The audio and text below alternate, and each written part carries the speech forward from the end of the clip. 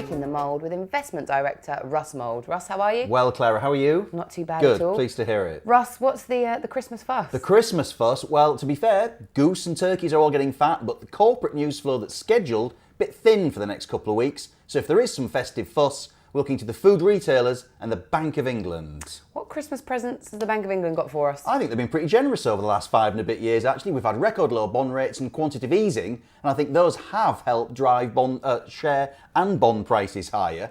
Investors have almost found themselves forced to reach for yield and seek out better returns than those available on cash in the bank, whether they've liked it or not, or truth be told. Lower rates for longer could continue this trend, and central banks are treading really carefully when it comes to the first rate hike. The Bank of England, most of all, doesn't want its independence to be questioned ahead of the May general election. Now, the chart behind us shows the UK base rate since March 2009, and it's basically flat as a pancake at 0.5%. And the market's only looking for that first increase of a quarter point in autumn 2015. Okay, but that bank continues to talk a good talk, doesn't it? Well, it's got to, really. I mean, they did actually just publish a report saying that UK households could withstand a 2 percentage point rise in base rates to 2.5%. But the autumn statement was a pretty good reminder that actually the government, Britain as a nation, is potless and its debts are still rising.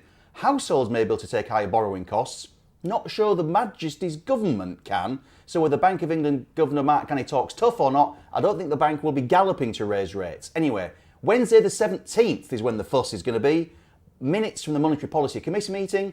The last two votes have been 7-2 for no action. Mr Wheeler and Mr McCafferty have voted for interest rate increases. Let's see what happens this time. Okay, so we now know what's in Mark Carney's swag bag. Touch wood. Yep. But what about another Christmassy topic, food? Yeah, but there's no Christmas cheer from food retailers at all right now. Tesco monster profit warning on December the 9th. It's fourth this year. Now, new boss Dave Lewis actually didn't give much of away in terms of what's gone wrong additionally, other than to say the corrective measures he's putting in place to restore the business to long-term health are hitting short-term earnings. Company's now looking for 1.4 billion pre-tax against consensus estimates of 2. So after that, all eyes now on the trading statement January the 8th. Lewis is going to reveal more on strategy, how to turn the company around, but also how to fix the balance sheet. The debt's rated BBB- by Fitch, one level above junk. Although interestingly, the company's bonds on the retail bond book of the stock exchange are still trading around par of 100p. So retail customers might not be too worried, or investors, but the market's thinking there could be a rights issue. And so Tesco's might be under pressure to cut costs, cut the dividend to zero, sell assets. Now, if it's got anything in its favour, expectations are now as lower than a snake's belly, and also the analyst community is bearish with 8 sellers and just 4 holders.